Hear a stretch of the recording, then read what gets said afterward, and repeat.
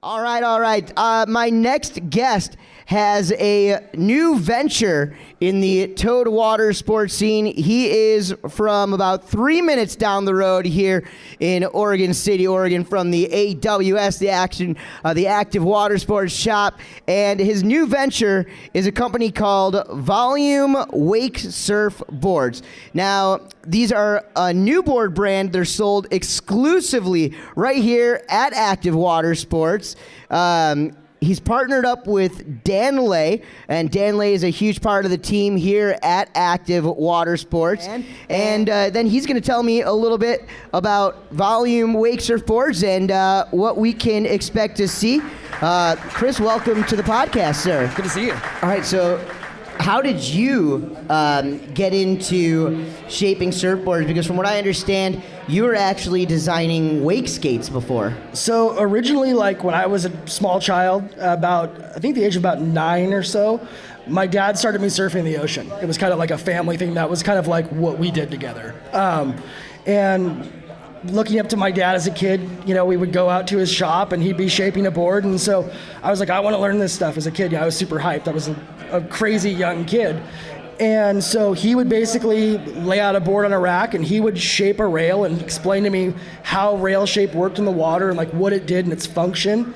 And then he basically would hand me some tools and be like, now copy on the other side what I just did. Here you are back now. You're back working with Active, and you've got Volume Wake Surfers. And let everybody know. So it's actually Volume Surfboards. All right, so you're doing more than just wake surf? Well, tonight the other announcement was the line of ocean boards we have coming out in the spring.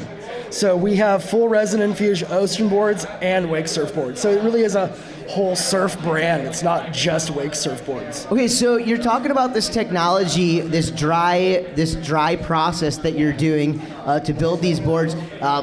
You know, it sounds cool to me, but what makes that any better than the old school way of building a surfboard? So for one, the process of when we use resin infusion, it primarily was developed for aerospace. It was designed for construction of things that need to be ultra light and ultra strong. When I left the wake industry and was done, I went to work for a company building aerospace parts. I was doing project management, and everything that we did there was in fact resin infused.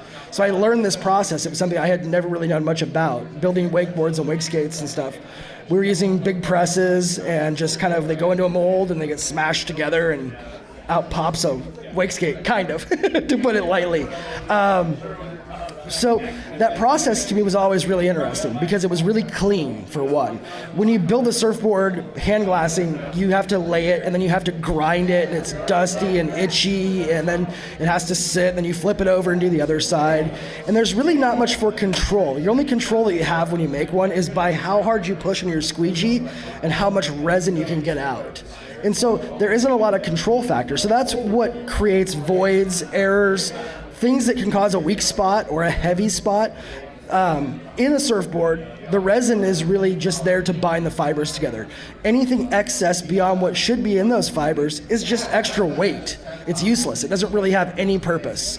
So with resin infusion, we can now control to make a perfect matrix of exactly the amount of resin to fiberglass that the fiberglass can accept. So we're using no excess and not too much, not too little. It's just perfect.